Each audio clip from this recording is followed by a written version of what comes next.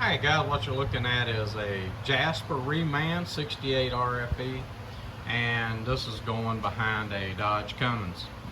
Now when you order from Jasper, your transmission torque converter will come already seated, and it will have these brackets on it that hold it in place so that it can't slide back out of the transmission. We always kind of bump it a little bit, make sure that it is all the way back into the transmission, just in case we don't want to install it and it had somehow slid back just a little bit and come out of the pump. And this is a triple disc billet converter that we ordered, and you will see that it comes with its own bolts. The bolts are supplied by Jasper, and let me show you the difference. So you can see the difference in the two bolts. This is the old bolt, this is the new bolt, and you do not want to use the old bolt back into place. You have to use the bolts that come with it, or you could damage the torque converter. I have another video on YouTube about damaging the torque converter and how little pressure it takes when you put a bolt too long and it goes through and hits the back of the converter and destroys the converter. It takes very little pressure to bend that plate in there and destroy that torque converter. So anyway, what I'm going to do is give you an idea of what the seating looks like. We're going to put a straight edge across this transmission, and I'm just going to give you an idea of what that seating would look like on that billet triple disc converter in case you go to install a transmission and 68 RFE and you want to know how far it seats back, because it looks strange compared to other transmissions that you might do. So let's get started.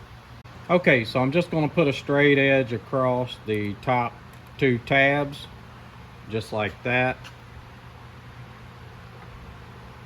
Guys, I'm not going to call out any measurement. I'm just giving you an idea. This is not an exact measurement.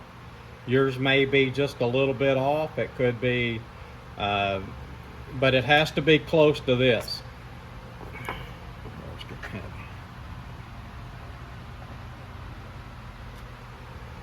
But it has to be close to this, or you would be too far out. But that will at least give you some kind of idea of how far that you need to seat your torque converter back into the transmission before you start it up into the truck. What Cody's going to do is he's going to install this transmission. He's going to bolt the bell housing up. He's going to check the converter as he goes, and then we're going to show you how freely the torque converter should turn after we get it bolted up to the engine. Now what we're going to do is put a little bit of assembly goo on the pilot and make sure that the pilot goes back in there smooth and that we don't have any issues binding up or anything on this pilot. So let's get started. Alright, so Cody's got the bell housing all bolted up.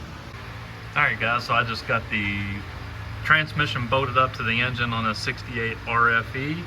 I'm going to show you how free that this torque converter should be once you get it bolted up. You just spin it with your fingers. Now I like to spin this as I'm putting the transmission up in there, as I'm tightening my bolts down.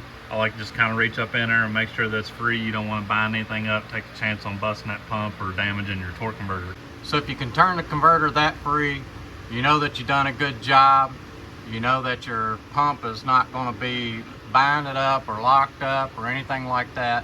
This is Code Manzotto. This is 68 RFE Dodge Cummins.